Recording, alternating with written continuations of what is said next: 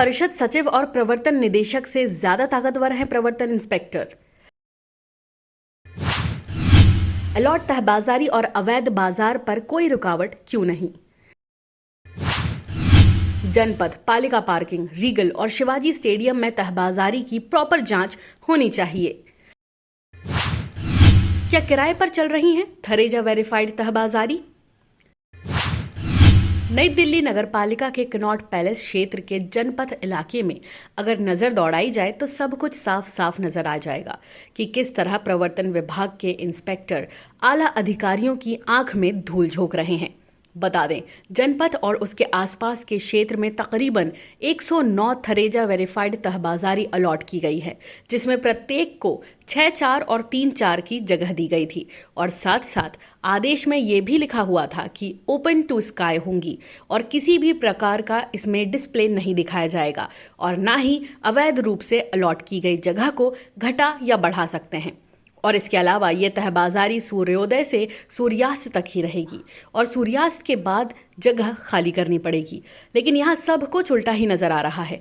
6-4 और 3-4 की जगह प्रवर्तन इंस्पेक्टर की अनदेखी से 12-12 और 8-8 से अधिक एरिया को घेरा हुआ है और डिस्प्ले के साथ साथ कई फुट तक ऊपर तक कवर कर रखा है। इतना ही नहीं, अगर तकनीकी रूप से जांच की जाए तो 90% थरेजा वेरीफाइड तहबाजारी होल्डर्स वहां आपको नजर ही नहीं आएंगे, क्योंकि सभी तहबाजारी होल्डर्स ने अपनी तहबाजारी किराए पर दे रखी है, जबकि किराए पर देने पर पूर्णतः पाबंदी है और तहबाजारी के निरस्त करने के आदेश हैं।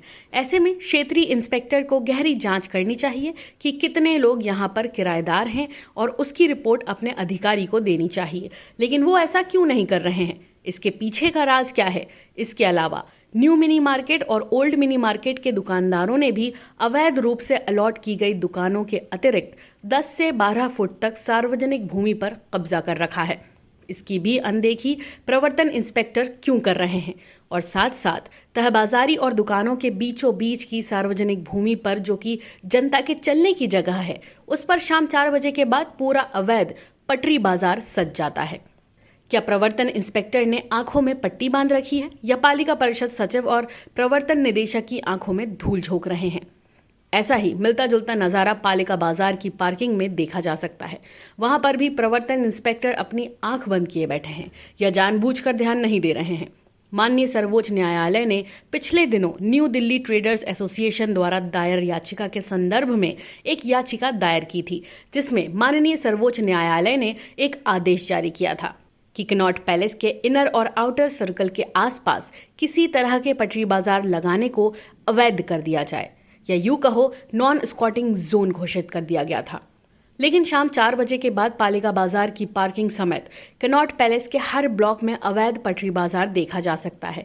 यह सीधा माननीय उच्चतम न्यायालय के आदेश की अवहेलना किस तरह हो रही है, ये साफ दिखाई देता है। लेकिन पालिका परिषद के सचिव और निदेशक प्रवर्तन अपने इन होनहार इंस्पेक्टरों के खिलाफ कार्रवाई क्यों नहीं कर पा रहे हैं?